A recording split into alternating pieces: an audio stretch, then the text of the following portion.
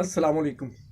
Tariq Naqvi advocate اپنے صدائے محرومین channel کے ساتھ حاضر ہے۔ ناظرین، آج ہم ایک قومی جو حالات ہیں، جو سیاسی حالات ہیں، اس پر ضرور گفتگو کریں گے، کیونکہ یہ بھی جزو لا ینفک ہے ملک کی سلامتی کے حوالے سے۔ اور ہم اگلی جو اس سے اگلا حصہ جو ہے، یعنی پارٹ 2، اس میں ہم خبریں دیں گے ملازمین کے حوالے سے اور انسانی حقوق کے حوالے سے، بلکہ انسانی حقوق کیا، مفاد عامہ کے حوالے سے۔ تو زیادہ طویل نہیں ہوگی ویڈیو، لیکن میں ہمیشہ اپنے ناظرین سے کہتا ہوں کہ مفہوم آگاہ ہو جاتا ہے، مقصد واضح ہو جاتا ہے میرے ویو پوائنٹ کا، اگر آپ ویڈیو پوری دیکھتے ہیں، کیونکہ ہمارا کام ہی خدمت ہے۔ ناظرین، آج جو موضوع زیر بحث ہے وہ ہے کہ پی ڈی ایم انتشار کا شکار ہو گئی۔ یہ موضوع انتہائی اہم ہے، کیونکہ میں نے یہ کہا تھا کہ یہ گھسٹتی رہے گی، یہ اتحاد گھسٹتا رہے گا، اور اب بھی میرا یہی ماننا ہے کہ اگرچہ یہ اتحاد جو ہے وہ چل رہا ہے، اے این پی نے واضح طور پر اس سے لا تعلقی کا اظہار کر دیا ہے۔ پیپلز پارٹی ناراض نظر آ رہی ہے۔ سٹانس ان کا یہ ہے کہ صرف یہ نون لیگ جو ہے وہ بہت زیادہ ابھر کر ون مین شو مولانا فضل الرحمان کی مدد سے چلاتی رہی ہے۔ تو میرا یہ ماننا ہے کہ پارلیمنٹ کی حد تک، سینٹ کی حد تک یہ اتحاد جو ہے وہ قائم رہے گا، جس کا مظاہرہ گزشتہ دنوں نظر بھی آیا ہے جب حکومتی موقف کی شکست ہوئی۔ لیکن بات یہ ہے کہ ملکی مفادات جو ہیں ان کی اگر ہم بات کریں تو میں آپ کو جو ایک خبر تو میں آپ کو جو چونکہ وہ ملازمین سے ریلیٹڈ ہے، دوسرے حصے میں بتاؤں گا۔ لیکن ناظرین، عمران خان نے یہ کہا ہے کہ پی ڈی ایم کو چھوڑیں، اپنے کارکنوں کو کہا ہے پہلی دفعہ، اب آپ اپنی کارکردگی بتائیں اور یہ بتائیں کہ آپ کیا کرنے جا رہے ہیں۔ عمران خان بلا شبہ پرعزم ہے، وہ جانتے ہیں کہ میں نے بہت سارا وقت جو ہے نا وہ گزار دیا معاملات کو سمجھنے میں، لیکن اب بھی وقت ہے۔ لیکن اب کیا کیجئے، جب انہوں نے اپنی اس بات کا اظہار کیا، اور بالکل ٹھیک کیا، کہ ہم نے 7 ارب روپے کی شرط رکھی کہ بطور شورٹی آپ یہ دیں اور بیرون ملک جائیں نواز شریف صاحب۔ تو عدالت نے کیا کیا؟ عدالت نے 50 روپے کے اسٹامپ پر انہیں وہاں بھیج دیا۔ کیا اب عدالت کی یہ ذمہ داری نہیں بنتی کہ وہ انہیں واپس بھی لائے؟ اس سلسلے میں کوئی پیش رفت نہیں ہو رہی۔ اور دوسری جو خبر مجھے افسوسناک لگی، اس پر میں تبصرہ نہیں کروں گا، صرف آپ کو خبر بتاؤں گا۔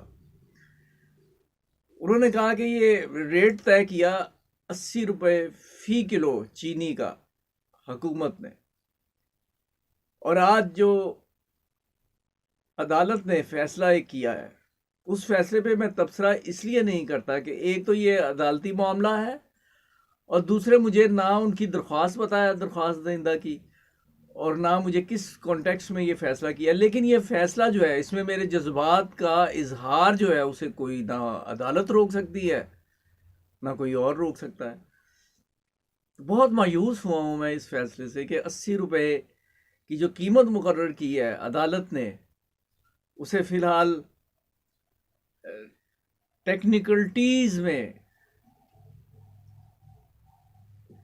ٹیکنیکلٹیز کی بنیاد پر اسے فی الحال معطل کر دیا گیا ہے، جواب طلب کیا گیا ہے۔ ہم امید رکھتے ہیں عدالت سے کہ اس میں انصاف ہوگا، اس میں غریب آدمی زیادہ متاثر ہوتا ہے، اور جو چینی کی قیمت بڑھانے والے ہیں، سٹہ بازی کرنے والے ہیں، ان کے لیے یہ مسئلہ نہیں ہے کہ چینی کی قیمتیں بڑھیں۔ پہلا حصہ ہوا تمام۔ اب ملازمین کے حوالے سے کچھ اچھی خبریں نہیں ہیں ناظرین۔ پہلی خبر تو یہ ہے جو ہم مفصل لاسٹ ٹائم نہیں دے سکے، ملازمین کے حوالے سے ہم فل کوریج کرتے ہیں۔ جب یہ سیکریٹریٹ میں احتجاج جاری تھا تو ہم وہاں جا پہنچے تھے، اور ہمیں رانا عابد صاحب جو ساہیوال کے کوئی کسی محکمے سے تھے، انہوں نے ہمیں تفصیل سے بتایا ہمارے چینل پر کہ ہم سے کیا زیادتی ہو رہی ہے، اور اب اسی نوعیت کا احتجاج جو ہے وہ کوئٹہ میں جاری ہے، لیکن حکومت جو ہے مطالبات نہیں مان رہی۔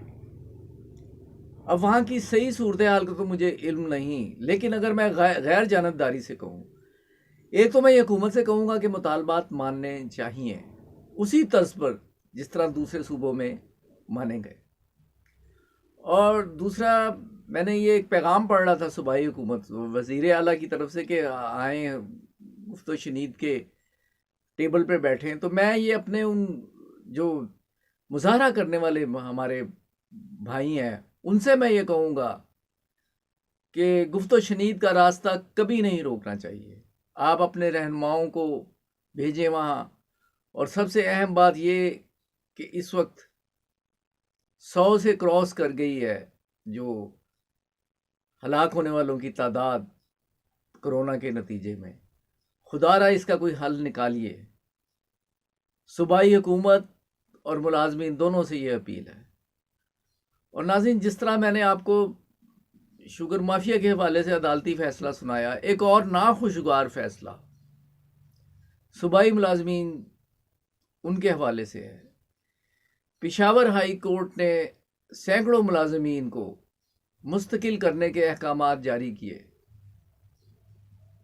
اور جس کی بنا پر حکومت سپریم کورٹ گئی، اور اب سپریم کورٹ کا یہ افسوسناک فیصلہ آیا ہے کہ انہوں نے جو سینکڑوں ملازمین کی مستقلی تھی